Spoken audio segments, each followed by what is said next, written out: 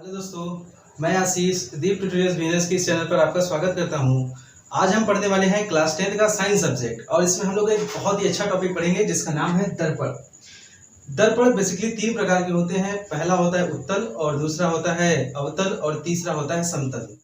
तो सबसे पहले हम समझेंगे कि दर्पण क्या होता है। तो हमारे पास ना पहले कांच होता है। कांच के किसी एक साइड हम लोग कलई कर देते हैं। जब हम लोग कांच की एक साइड कलई कर देते हैं तो बाद में वो दर्पण कहलाने लगता है। जैसे यहाँ पर एक हमारे पास दर्पण है। पहले ये दर्पण नहीं हुआ करता था, पहले ये कांच हुआ करता था। हमने इसकी एक साइड कलई कर दिया, लेप लगा दिया, पेंट कर दिया, तो ये कांच बाद में दर्पण कहलाया, जिससे हम लोग इसमें अपना चेहरा देख सकते हैं। पहले इसमें पॉसिबल नहीं था कि हम अपना चेहरा देख सकते हैं, लेकिन जब इस पर कलई कर दिया गया, लेप लगा दिया गया, तो फिर हम इसमें अपना चेहरा देख सकते हैं। ऐसा इसमें संभव हो पाया। तो अगर इसको हम समझें कि दर्पण क्या होता है, तो दर्पण कांच से ही बनता है। कांच के किसी एक साइड यदि लेप लगा देते हैं हम लोग, और वो लेप किस चीज का लगता है अभी थोड़ी देर में आपको मालूम चल जाएगा। तो यदि हम लोग उस पर लेप लगा देते हैं तो वही कांच बाद में दर्पण बन जाता है। अब ये दर्पण कितने प्रकार के होते हैं, तो पहले लिख देते हैं कि दर्पण होता क्या है। यदि किसी कांच के एक तरफ कलई कर दिया जाता है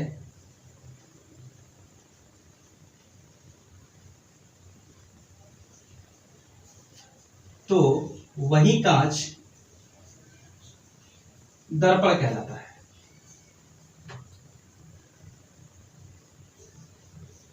यहां पर कलई का मतलब होता है लेप लगाना, और यह लेप लगता है पारे का या लोहे के लाल ऑक्साइड का।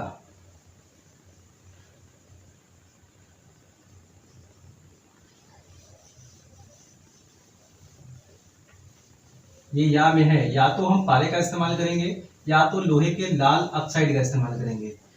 इसी से हम लोग कलई करते हैं, और कलई का मतलब होता है लेप लगाना। अब ये जो दर्पण होते हैं ये कुल तीन प्रकार के होते हैं। एक होता है अवतल दर्पण,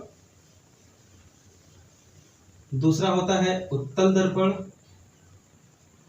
और तीसरा होता है हमारा समतल दर्पण।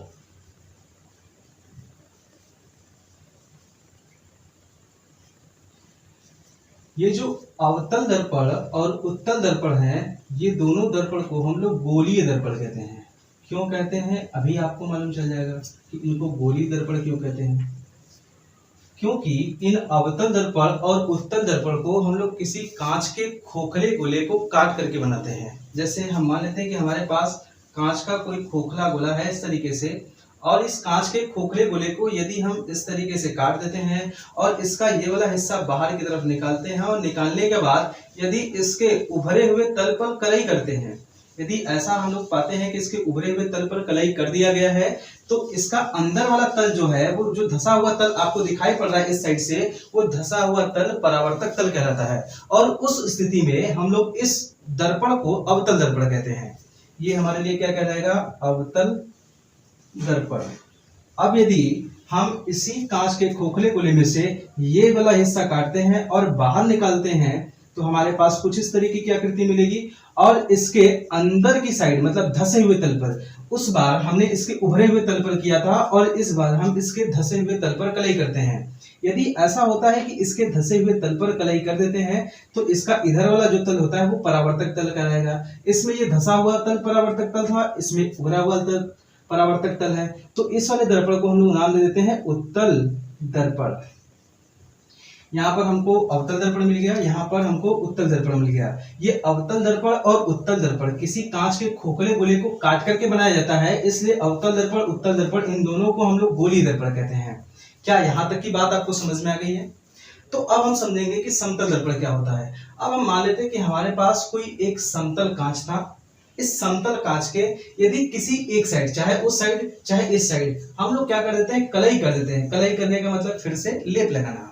तो अगर इसकी एक साइड हम लोग कलई कर देते हैं या लेप लगा देते हैं, तो ये जो कांच था ये दर्पण में परिवर्तित हो जाएगा। पहले यदि इसके ऊपर कलई नहीं किया गया होता और इधर से कोई प्रकाश आता तो ये प्रकाश इसको पूरी तरीके से आर पार कर जाता। उसमें प्रायिकता ये थी कि उसमें 90% या 95% या हो सकता है 100% भी प्रकाश आर पार कर जाए, लेकिन इस पर अच्छी तरीके से कलई कर देने की वजह से इसमें का पूरा प्रकाश उधर की तरफ ही रह जाता है। जिस माध्यम से वो आता है उसी माध्यम में टकरा करके वापस फिर चला जाता है। उधर का प्रकाश इधर की तरफ नहीं आ पाता है, जिसकी वजह से हम इस समतल दर्पण में अपना प्रतिबिंब देख सकते हैं। हमने अभी आपको जो शुरू में एक दर्पण दिखाया था ये वाला, ये वास्तव में समतल दर्पण होता है।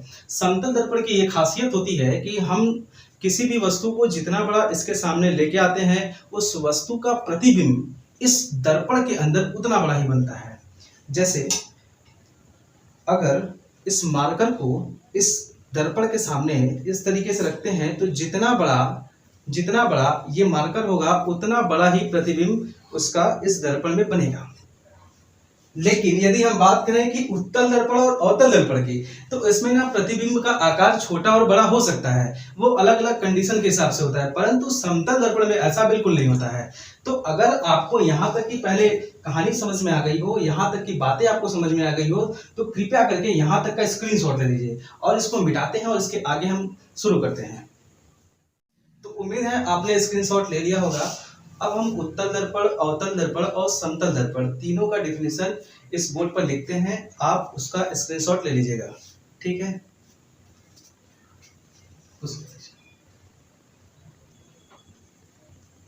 तो जैसा बोर्ड पर आप देख रहे हैं कि यहाँ पर अवतल दर्पण, उत्तल दर्पण और समतल दर्पण इन तीनों का डिफिनेशन यानी कि उनकी परिभाषा और साथ में उनका फिगर बना करके समझाया गया है।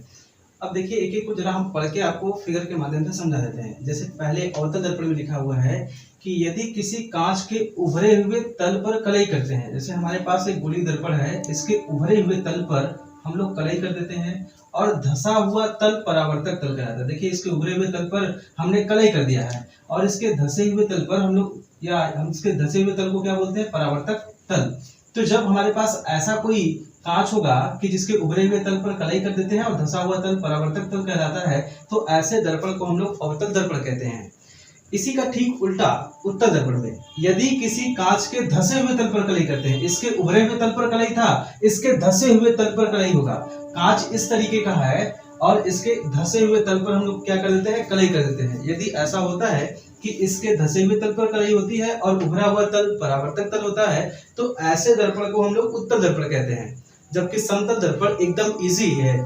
इसमें बस इतनी ही बात को बताया गया है कि यदि किसी समतल कांच के किसी एक तरफ, हमारे पास एक समतल कांच होगा इस तरीके का, इसके किसी एक तरफ हम लोग क्या कर देते हैं, कलई कर देते हैं, चाहे इस साइड या फिर उस साइड, किसी एक साइड आप उस दर्पण को लेकर के कलई कर दीजिए, किसी कांच को लेकर के उसके किसी एक साइड कलई कर दीजिए और वो जो कांच होगा वो दर्पण में परिवर्तित हो जाएगा। जैसे कि यहाँ पर फिगर के माध्यम से समझाया गया है कि यहाँ पर हमारे पास पहले एक कांच था, इस पर कलई कर दिया गया जिससे कि यह दर्पण में परिवर्तित हो गया है।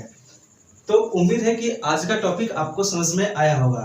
कल जो हमारा टॉपिक होगा उसमें हम लोग पढ़ेंगे कि मुख्य फोकस क्या होता है, वक्रता त्रिज्या क्या होता है और फोकस दूरी क्या होता है, फोकस तल क्या होता है, ठीक है। इन सब के बारे में हम लोग कल चर्चा करेंगे। तो उम्मीद है कि आज का ये लेक्चर आपको पसंद आया होगा। यदि ये लेक्चर आपको पसंद आया हो तो कृपया हमारे इस वीडियो को लाइक कर दीजिएगा। अगर आप तक हमारे चैनल को आपने सब्सक्राइब नहीं किया तो कृपया करके हमारे इस चैनल को सब्सक्राइब